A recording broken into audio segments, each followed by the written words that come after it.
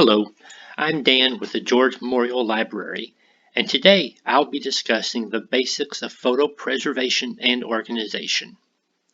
Many of us have old photographs that have been handed down or that we have collected over the years. My parents gave me the family photos after they sold our old house and moved into a smaller one. Some were in albums that were falling apart, and others were just loose and not in any particular order.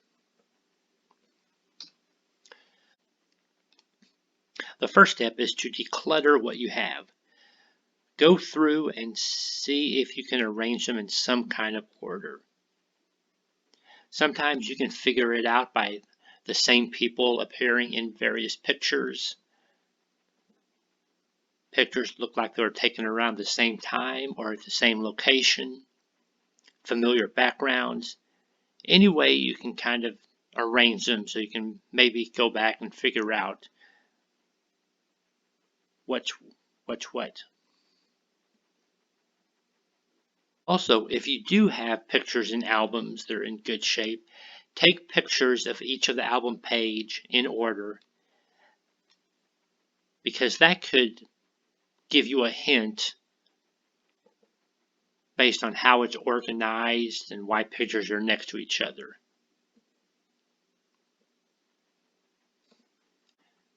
Next, decide what you can throw away.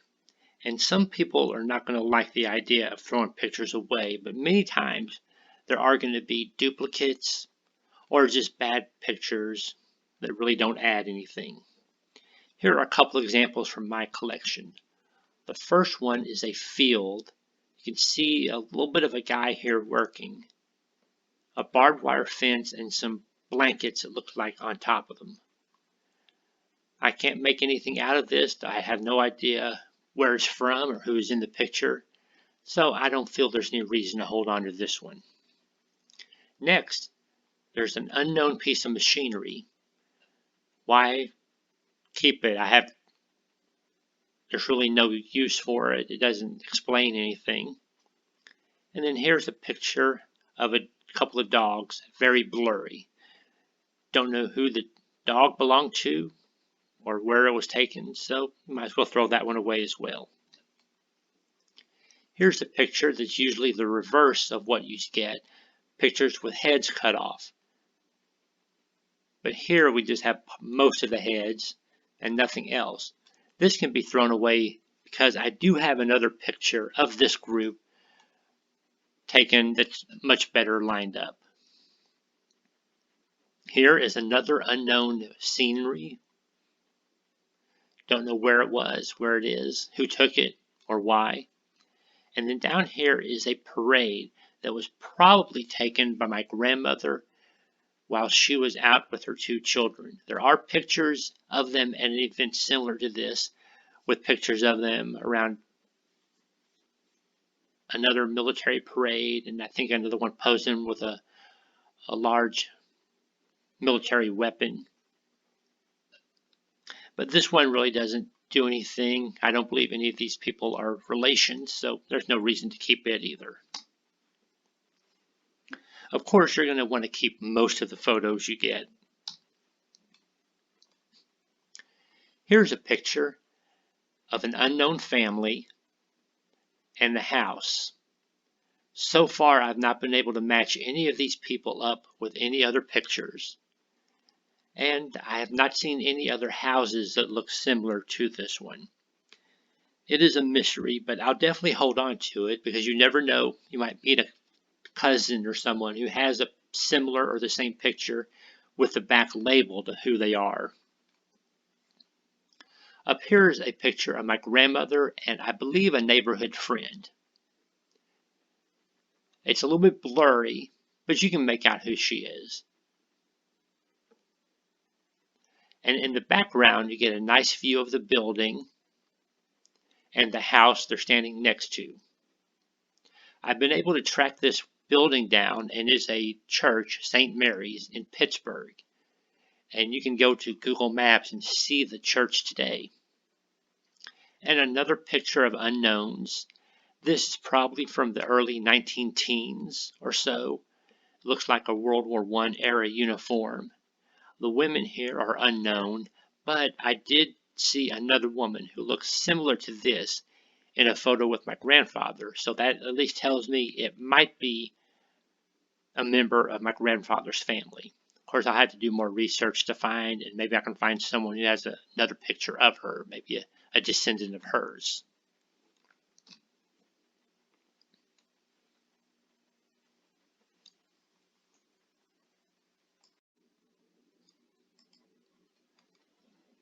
Once you have them better organized, you need to find a place to store them. When the photos passed on to me, they were scattered in old shoe boxes, plastic bags, falling apart albums, and just loose inside the plastic bin that they were all stored in. While archival boxes, envelopes, sleeves, and things are more expensive, I feel they're definitely worth it because they do protect the items and ensure that they'll last and survive for many years to come. Also, they do need to be stored in places with stable weather conditions, so you don't want to put them in an attic or basement because they can go from extreme heat in the summer to extreme cool in the winter. Next, it's time to arrange them in a logical order. I originally stored mine by family name. So here are my maternal grandparents' side, MC for McFadden and WF for Webb family. UN is for unknown, and then I have a tab here for files to be renamed because my original naming pattern didn't really work and it proved to be just not very good. So I redid most of them, and I have a few left that need to be renamed after I finish my main project.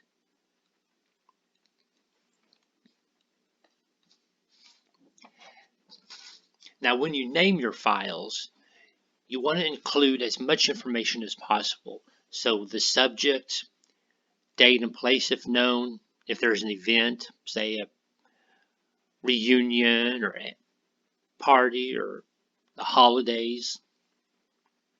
Also create a separate file number. Here's the generally recommended way to label it. So this picture is of my grandparents, and their two daughters are probably about 2 to 4 years old. So I estimate that it was taken about 1940, although I don't know the exact date. So I put in 1940 and September 15th. I included the name of the father, Webb Clyde, and then mother, McFadden Ruth. At that time, they lived in Baltimore, Maryland, and this is the 5th picture of them in Baltimore. Unfortunately, most of my photos do not have locations or dates. So what I mainly use is this one here. I have Webb Clyde, McFadden Ruth, family, and then the number 3. Here's another example of my great-grandmother and her son, Daniel McFadden. So I include her maiden name first, because if I'm going to search for her, I'm going to probably focus on her maiden name. Hyphen McFadden, her married name, Elizabeth, and then the person she's with, Father Dan, because that's how he was widely known, but I could have put Daniel or McFadden Daniel, and then again another number.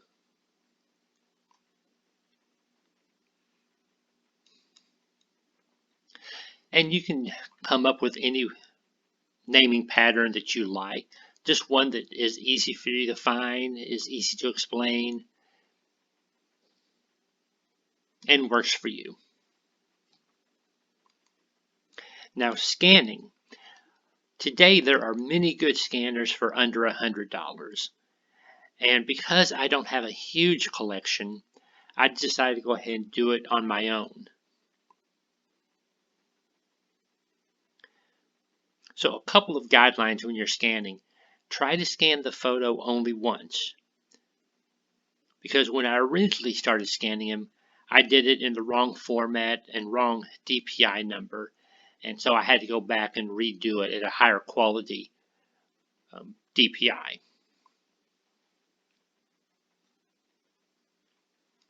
So when you begin your project, scan at least 300 DPI or higher, although 300 is kind of a low end right now.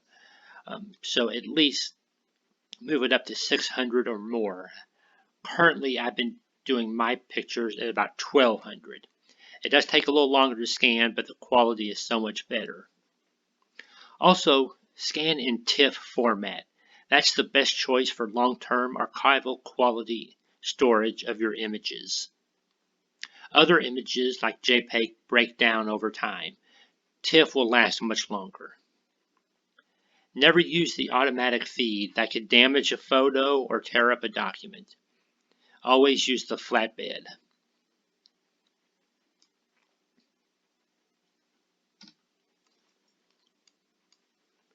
When you're working with them, you want to be very careful when you handle the photos. You want to wear clean cotton gloves or wash your hands frequently when handling. And there's debate on which method is better. The cotton gloves, they can make it harder to pick up photos and cause damage as you try to grab it. If you don't wash your hands enough, the photos can get grease and dirt on them and fingerprints and mess them up that way. I personally prefer just washing my hands frequently and handling them because I do feel the gloves can cause more damage than the other way.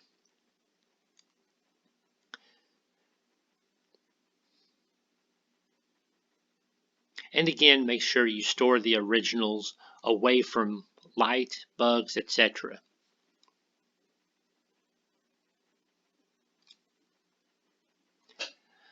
If you plan to duplicate the photos, whether to send them out to other people or to hang them up or display them in your house, make a copy of the original TIFF and then use that one to mess around with it. You can change the color, you can crop, you can do other things to it. So definitely don't use the original file. And when you print it out, use professional photo paper. That tends to work best. And again, it looks better if you're going to display it.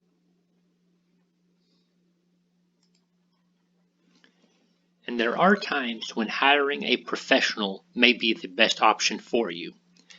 It could be that you have a large collection and just prefer not to do it yourself. You may have some photos damaged by smoke or water. They also have higher quality equipment and can do a better job restoring and repairing damaged photos. Also, if you're able to afford it, because it can be a bit pricey.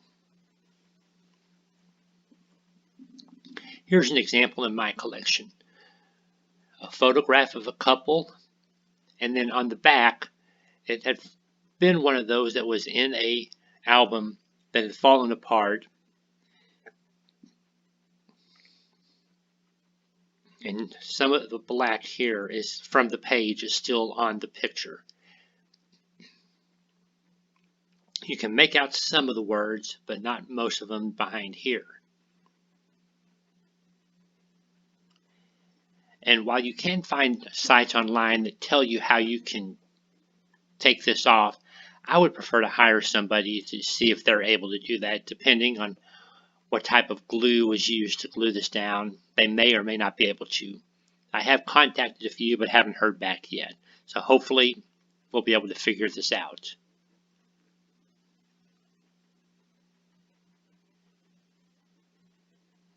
So if you do need to hire a professional, you can Google photo preservation and where you live. There's several in the Houston area where I am. Also, don't be afraid to ask about their background and for references from previous clients. Because like some of these photos, like this one here, you don't want to have damaged or anything bad happen to it. So make sure the person you're hiring knows what they're doing. And then finally, back up your work. I have several methods that I use. I have an external hard drive here, and I keep this one at work so it's not next to my computer or in the same location where my computer is kept. And once a month I take it home, I back up everything on my computer and bring it back. I also have thumb drives that I use for daily work. I have my individual family lines on these. I also have the scanning project for my photos and documents.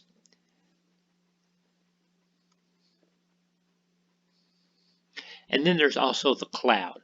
There's Dropbox, Google Drive, and other services where you can back up your work. I currently use Google Drive, and I've had good luck with that. So, just be sure to have,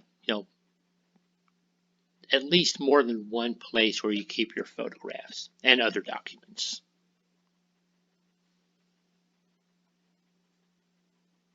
And that's what I wanted to cover today. I hope you found it interesting and helpful. Again, if you have any questions, feel free to contact us. And if you'd like us to offer other classes or other videos on various topics, just let us know. Thank you.